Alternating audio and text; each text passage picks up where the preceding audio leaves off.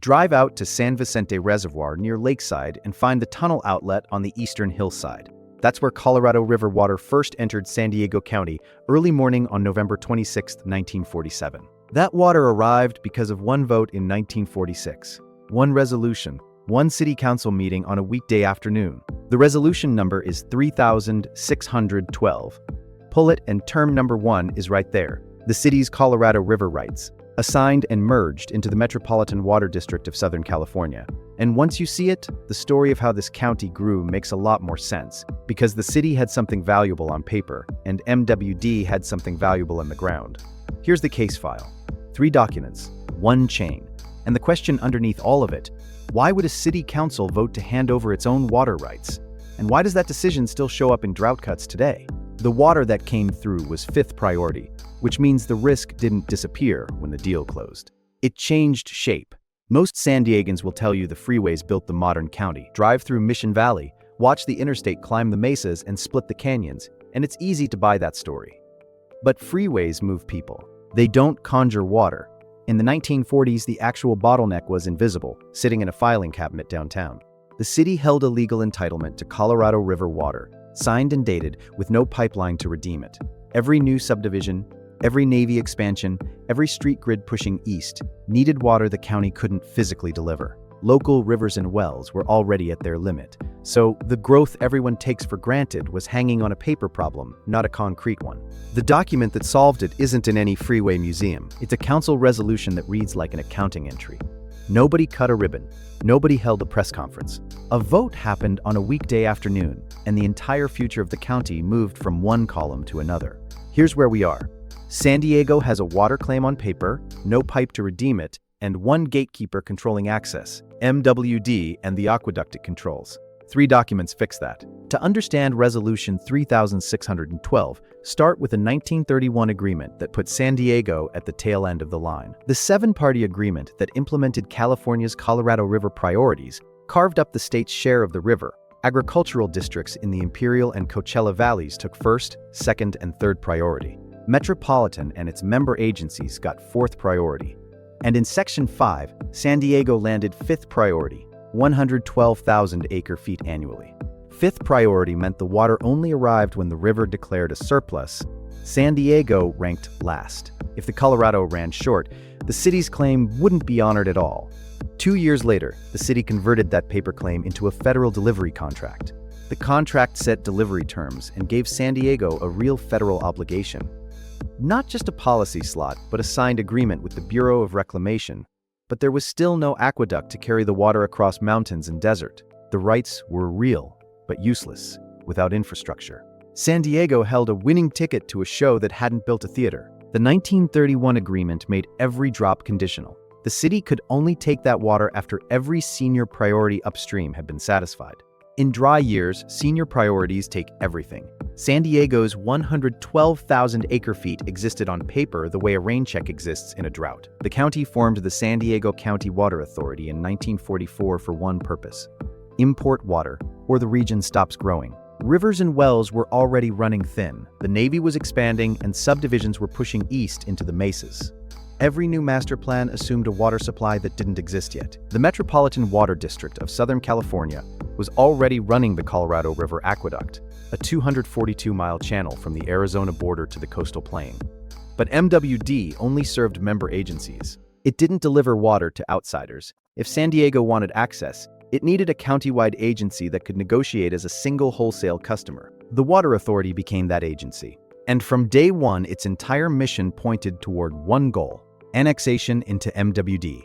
Membership wasn't automatic. MWD controlled the gate. San Diego had to prove it was a viable wholesale partner, organize its disparate local water districts into a unified applicant, and accept whatever terms the district set. By 1946, the paperwork sat ready. The only question was what San Diego would have to give up to get in. The answer turned out to be the very water rights the county had spent the previous decade fighting to secure. In a minute, I'll read you the exact clause that traded them away. MWD held the pipeline. It didn't let anyone walk in for free. In 1946, the San Diego County Water Authority formally annexed into the Metropolitan Water District, becoming the district's first wholesale member agency. That sounds procedural. The condition attached to it was not. MWD required the city of San Diego to hand over its 1933 federal contract. All of it.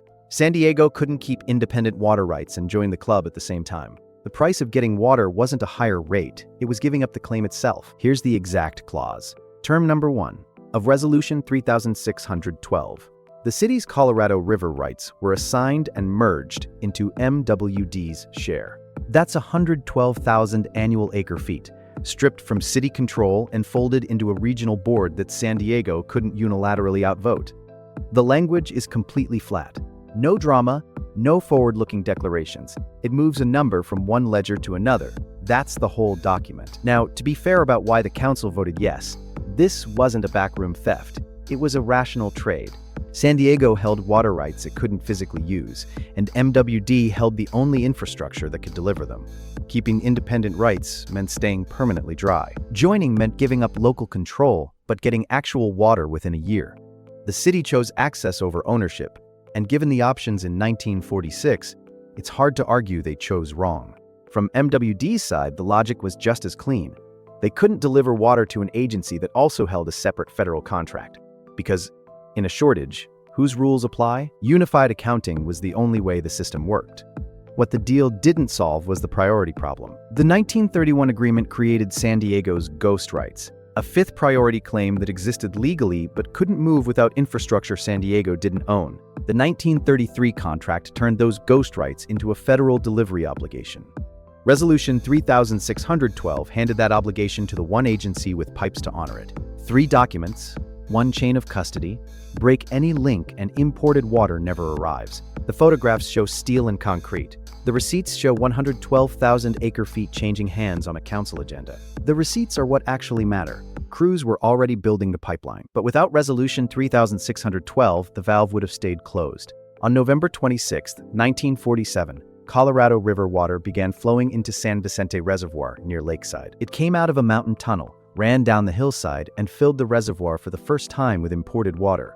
The county had never received a drop from outside its own watershed before that morning. The payoff seemed complete. San Diego traded paper rights for wet water, and the gamble paid off. But the gamble never actually ended.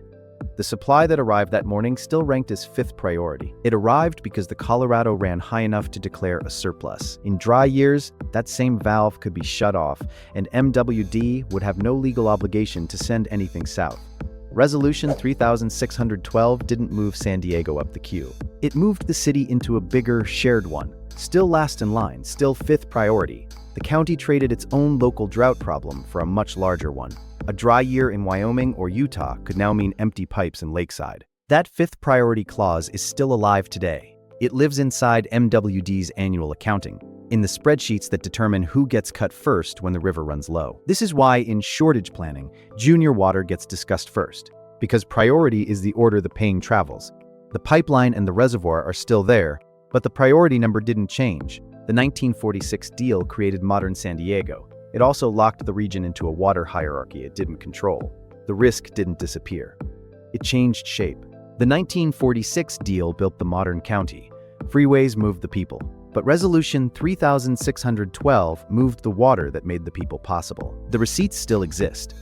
You can trace the chain from the 1931 agreement to the 1933 contract to the 1946 resolution. Break any link, and San Diego is a different city today. The suburbs you drive through, the reservoirs you pass, the Navy bases that shape the local economy, all of them rest on that paper transfer. But the city traded independence for access, and the bill is still coming due. Every drought cycle, every federal shortage declaration, every courtroom fight between SDCAA and MWD over rate setting points back to that 5th priority line. San Diego does eventually find a way out, but not by cutting Los Angeles out. In 2003, the Quantification Settlement Agreement locks in a deal with Imperial Valley farmers. Conserved Colorado River water, up to 200,000 acre-feet a year, moving to San Diego on a schedule that runs for decades.